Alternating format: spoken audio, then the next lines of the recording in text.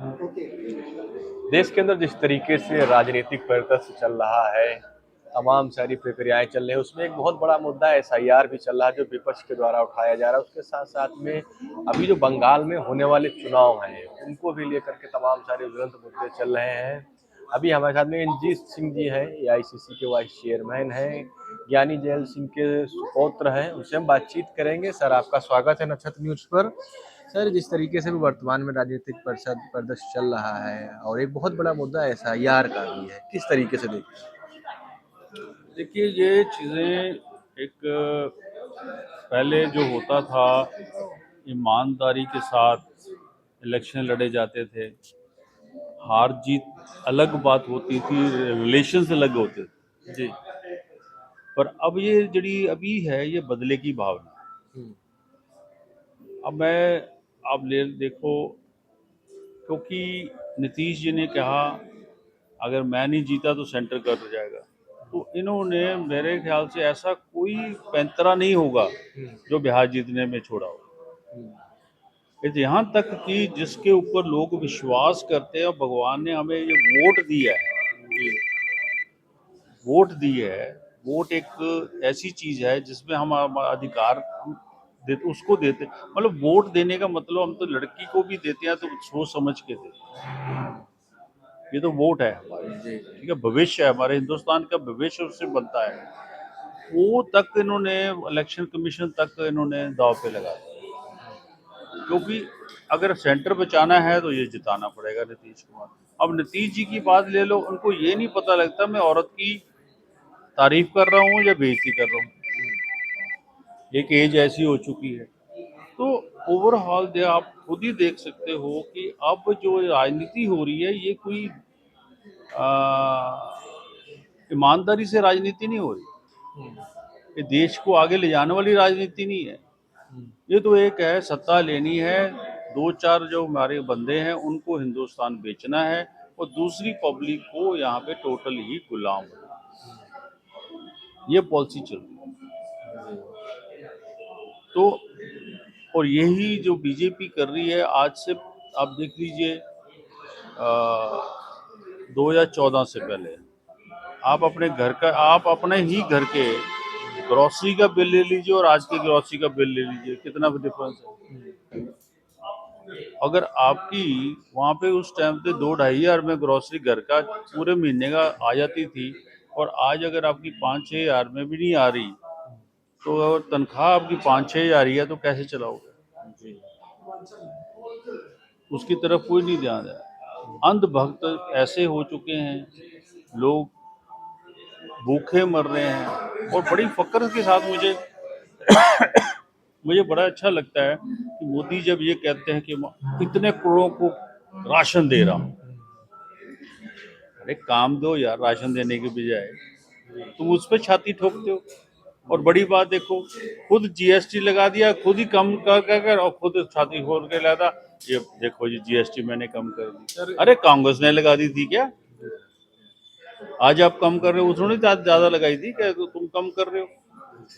जो मनरेगा जो स्कीम है, डॉक्टर मनमोहन सिंह जी ने लेके आए हैं, स्कीम वही है, थोड़ी चेंजिंग करके नाम चेंज करते हो, शहरों के नाम चेंज कर दो। अरे डेवलपमेंट की तरफ देखो ना, क्या क्या development, source of income public की क्या हुई है बताइए। जी सर। सर, एक बात निकल के आ रही है कि मनरेगा की बात आप कर रहे हैं, उन्होंने नाम रखा जी राम जी। उन्होंने कहा कि हम 125 दिन का रोजगार देंगे लोगों को, और कुछ ऐसे सृजित काम हम जो है वहां पर हर ग्राम सभा में गांव लेवल पर सृजित काम देंगे, जिससे कि रोजगार की गारंटी और पुख्ता होगी। आपका क्या नजरिया है इस पर? सर, जैसे 15 लाख की गारंटी होगी वैसे ये होगी, जैसे ओबीसी की गारंटी दी थी वैसी ये होगी, जैसे नौकरियों की गारंटी थी वैसी ये नौकरी होगी, ये भी होगी गारंटी इनकी। जी। अब ये तो बताइए ना, कौन सी गारंटी पूरी की है? एक गारंटी बता दीजिए, मैं राजनीति छोड़ देता हूँ। कहने और करने में बहुत फर्क होता है भाई साहब। जी। झूठ एक टाइम चल सकता है, देयर इज नाउ दुकानदार है, ठीक है, उसको वो अपने दिल से झूठ नहीं बोलता, पर कुछ ना कुछ देखो, बिजनेस है, उसमें झूठ बोलना पड़ता है। हम बच्चों के साथ भी झूठ बोलते हैं, अपने बच्चों को भी झूठ में कुछ उनको कुछ करवाने के लिए झूठ का सहारा लेते हैं। पर तुम तो हिंदुस्तान को चलाने का झूठ ले रहे हो यार, और इतना बड़ा झूठ। मैं जी हमारे पंजाब में प्रधानमंत्री जी आए, ये 5 प्यारे में मेरा चाचा था गुजराती। अरे यार कब की बात, तुम कहाँ पैदा हुए? तो ठीक, तो सोचने वाली बात है। वो हमारा घोड़ा जो था चेतक, उसकी माँ गुजरात की थी। फिर बोलते हैं जी मैं अगर मुसलमानों के चले गए तो इनसे मेरा पुराना नाता है।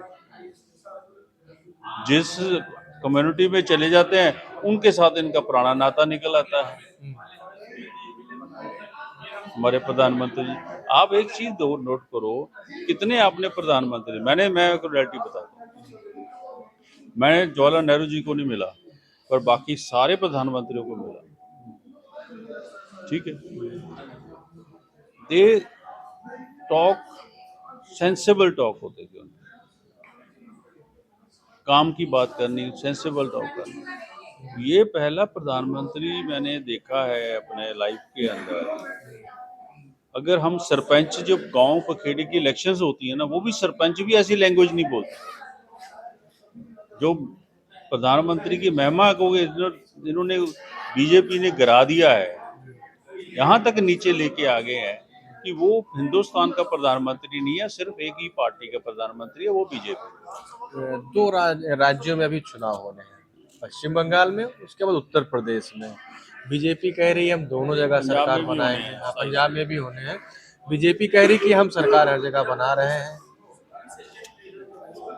देखिए मैं आपको रियलिटी बता दूं, जिस तरीके से ये करप्शन, गुंडागर्दी करके ये कर रहे हैं, क्योंकि सत्ता इनके हाथ में, जी। इनको कोई नहीं रोक सकता। इनको रोक सकता है तो पब्लिक रोक सकती जी। है, और पब्लिक को भी भरोसा उठ गया है। वो कहता है, आप एक क्या कहते हैं, मैंने एक फेसबुक पे देख रहा था, तो एक आदमी बड़ा प्यार से बोल रहा है, बड़ी अच्छी चीज बोली, बड़ा अच्छा लगा।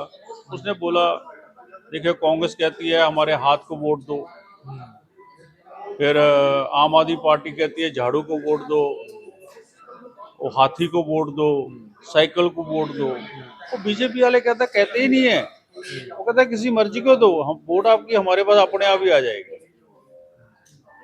बोलो यहाँ तक करप्शन है, आप वोट किसी को दोगे तो बीजेपी को ही पड़ेगी वो। तो ऐसी सिस्टम आ जाए तो फिर बंदा क्या करेगा? देखिए ना, पब्लिक को खुद नहीं पता चलता कि तुम्हारी वोट डल चुकी है, तुमने किसको वोट दी है, देते किसी और को, पढ़ती किसी और को। ये हालत तो हिंदुस्तान की हो चुकी है। एक लास्ट सवाल आपसे है। इनको देखिए, मैं आपको बता दूं, मोदी जी को और बीजेपी को अब ये खुन्नस होती है कि ये मेरे से जीत कैसे जाए, मुझे हरा कर नहीं सकता। मैं धर्म गुरु बन, पता नहीं क्या अपने आप को समझते हैं कि मैं, कि मुझे कोई हरा देगा तो वो अच्छा नहीं है। अब ममता जी के साथ भी यही हो रहा है, बदले की भावना हो रही है।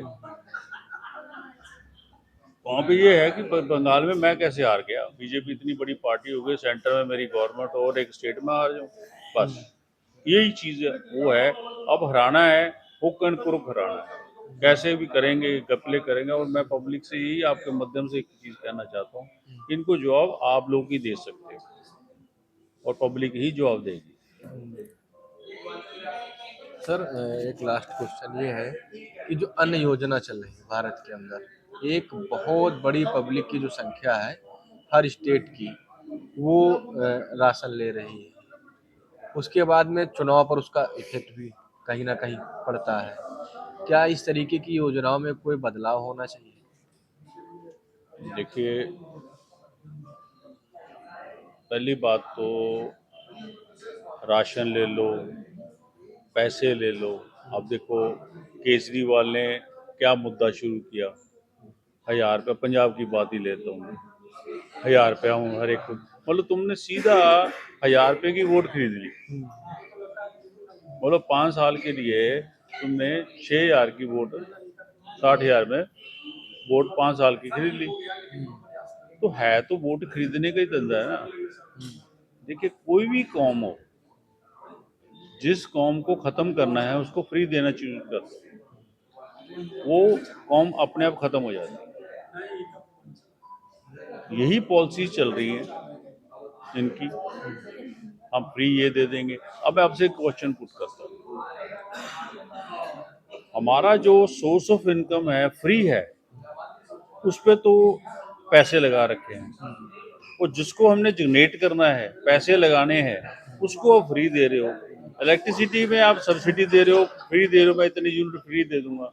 अब रेता है, रेते पे तो कोई बनाने का कोई काम नहीं लगता पैसा, सोर्स ऑफ इनकम जो सोर्स है उसका रेते का हमें फ्री है, कुदरत की देन है ना, उसको बेच रहे हो। क्या पॉलिसी है? तो वही चीज आपकी आ गई ना, ये चीजें बंद होनी चाहिए सारी, तभी हिंदुस्तान जी तरक्की जी, करेगा। बहुत बहुत शुक्रिया हमसे बातचीत करने के लिए। इंद्रजीत सिंह जी हैं जिनका साफ साफ कहना है कि जो तमाम सारी योजनाएं जो पब्लिक को लुभाने के लिए आती हैं, जिसमें कि कहीं 1000 रुपया दे के कोई सरकार वो वादा करती है चुनाव में, कहीं 10,000 रुपये दे जाते हैं, कभी अन्य योजना के नाम पे वोटें मांगी जाती हैं। तो इन चीज़ों में बदलाव होना चाहिए, क्योंकि कई बार सुप्रीम कोर्ट और चुनाव आयोग भी समय समय पे इन चीज़ों पर प्रश्न चिन्ह खड़ा कर चुके हैं। अच्छा न्यूज़ के लिए सोनू भारती, लखनऊ।